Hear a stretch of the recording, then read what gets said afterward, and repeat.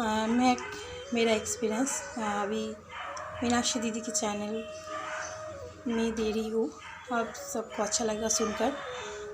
तो क्या हुआ, मैं जनवरी में गई थी शिरडी। तो जिस दिन मेरा लौटने का टाइम था वो सैटरडे था, वो दोपहर का ट्रेन था।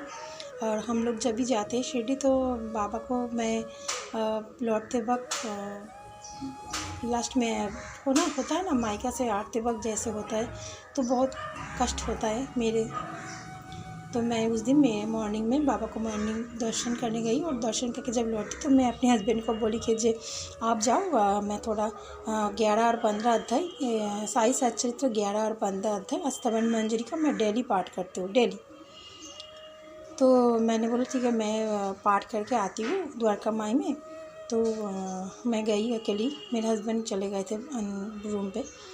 तो जैसे मैं अंदर गई तो मैंने गार्ड को बोला, मैं भैया मैं इधर पे मैं सर बैठूँ। तो उस दिन थोड़ा रश भी था, क्राउड था, शोर शराबा था। और वो भैया ने, बहुत सारे लोग थे लेकिन उन्होंने बोला नहीं, आप हॉल में जाके ये कंप्लीट करो। तो मुझे अच्छा नहीं लगा। तो मैंने बाबा से बोला कि बाबा मुझे यहाँ पे बैठने भी नहीं दिया। बहुत सारे लोग बैठे थे, उनके हाथ में भी बुक वगैरह था, तो मैं थोड़ा बैठती तो क्या होता। तो मैं गई, तो जहाँ पे मुख दर्शन होता है मैं वहाँ पे गई। तो थोड़ा मेरा मूड भी अच्छा नहीं लग रहा था। तो मैं गई, तो जैसे ही मैं अंदर गई तो देखा मैं मुख दर्शन जहाँ से होता है वहाँ पे बाबा के जैसी एक बैठे हुए थे बुजुर्ग, और उसके माथे पे कफनी था और एक छोला था, हाथ पे माला था। और वो इशारा करके मुझे बोला कि यहाँ पे बैठो। तो मैं उसकी तरफ देखी, वो बहुत ऊंचे लंबे थे, बैठे थे। तो मैंने उनकी तरफ देखा, तो मैंने उनके पास ही बैठा, उनके करीब बैठा। तो मैं गहरा अधर पड़ रही थी और रो रही थी। बहुत अच्छा नहीं लग रहा था, मेरा रोना आ रहा था। तो वो मैंने देखा, वो बुज़ुर्ग वहाँ से उठते ही जो मेरा वो अध्याय चल रहा था कि 11 अध्याय के एंड में है ना कि अगर ये आप ये चैप्टर पढ़ोगी तो ईश्वर का दर्शन होगा।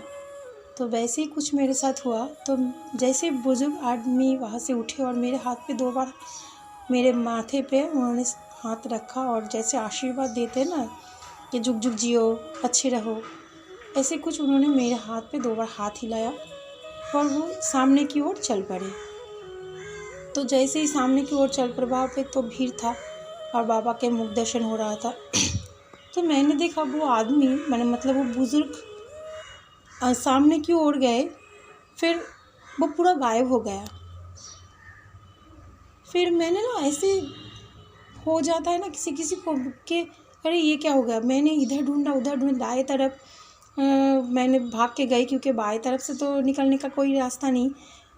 दाएं तरफ में गई, जैसे मैंने भाग के गई तो कहाँ पे भी मुझे नहीं मिला, कहाँ पे भी नहीं।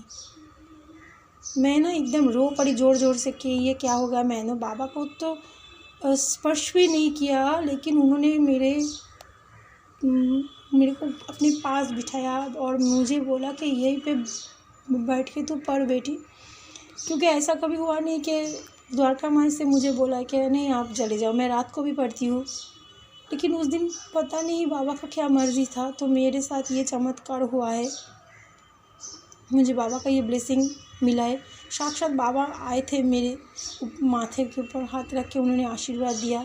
तो ये मेरे साथ हुआ है और मैं बहुत ज़ोरों से रो पड़ी, लेकिन मुझे कहाँ भी मुझे बाबा नहीं दिखाई दिया। और ये मेरे साथ बाबा ने किया था। क्योंकि मैं जब भी शिरडी जाती हूँ मैं तो यही बोलती हूँ कि बाबा आप मुझे बहुत प्यार करो, मुझे आपका बहुत सारा प्यार चाहिए, और मेरे मुँह से कुछ निकलते ही नहीं है। तो उन्होंने आके मुझे आशीर्वाद भी दिया, उनका होने का एहसास भी दिया है। और जब मैं बाहर निकली तो सचिन भैया से मुलाकात हुई, जो शिरडी टीवी के मतलब शिरडी टीवी जिनका चलता है वहाँ पे। तो उन्होंने मुझे ये बाबा का स्वरूप दिया था आँखों का। तो जैसे होता है ना कि मेरे उस टाइम मेरे सुध बुध जैसे खो गई थी।